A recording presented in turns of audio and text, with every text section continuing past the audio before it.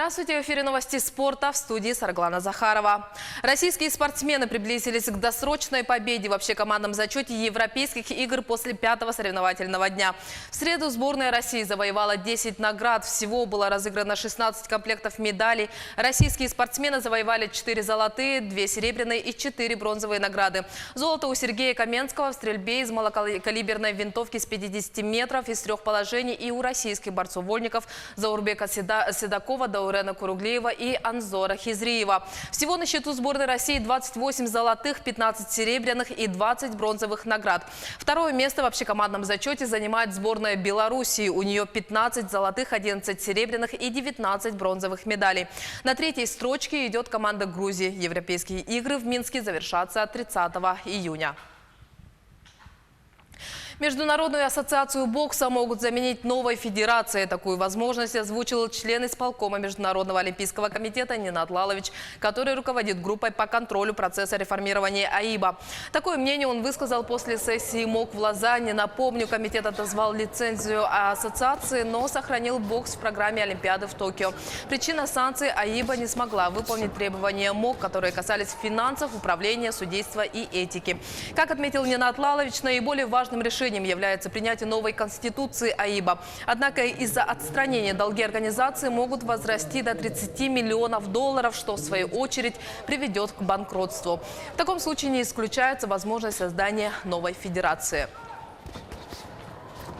Еще один вопрос, который обсудили на сессии МОК в Лозанне. Правила выбора места проведения игр. Комитет внес изменения в Олимпийскую хартию. Теперь в ней не существуют требования, согласно которому столицу игр должны выбирать за 7 лет до их проведения. Также из документа исчез пункт, указывающий на обязательное проведение соревнований только в олимпийской столице.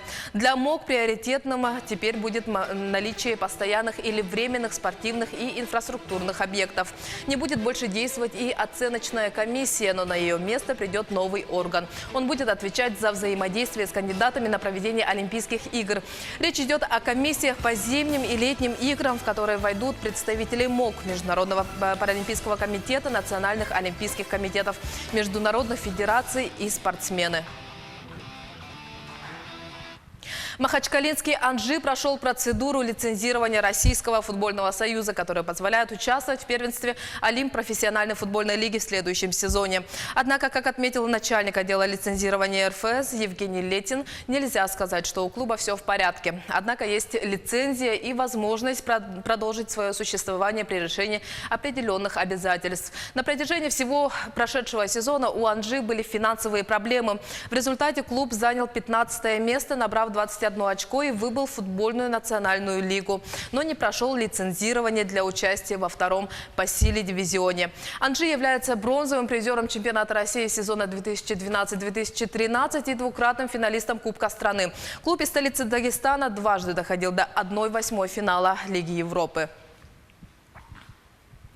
Проведение спортивных игр на дворовых площадках становится традицией в Нерюнгри. Как прошло противостояние между командами социального проекта «Волейбол во дворе», расскажет Тамара Игнатьева. Изъявили желание помериться в силе удара и тактике 7 дворовых команд.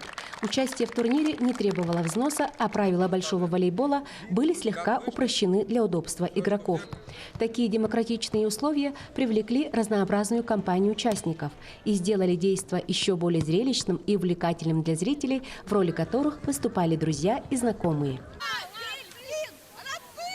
На спортивной площадке гимназии номер 1 на протяжении 4 часов определяли сильнейшего. Игры были приурочены к предстоящему празднику российской молодежи. Проект «Волейбол во двор» в Южной Якутии дебютный, но обещает стать регулярным. Наша цель – это сделать волейбол таким же дворовым спортом, видом спорта, как футбол или баскетбол, чтобы люди играли на площадках именно волейбол. Площадки для этого есть, чтобы играли.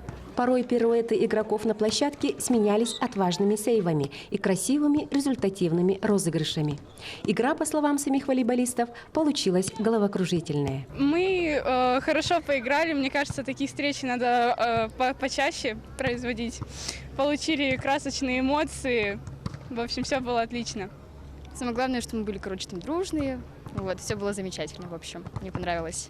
Лично для меня это отдушина, я расслабляюсь. игрой в волейбол. Мне очень нравится играть в волейбол.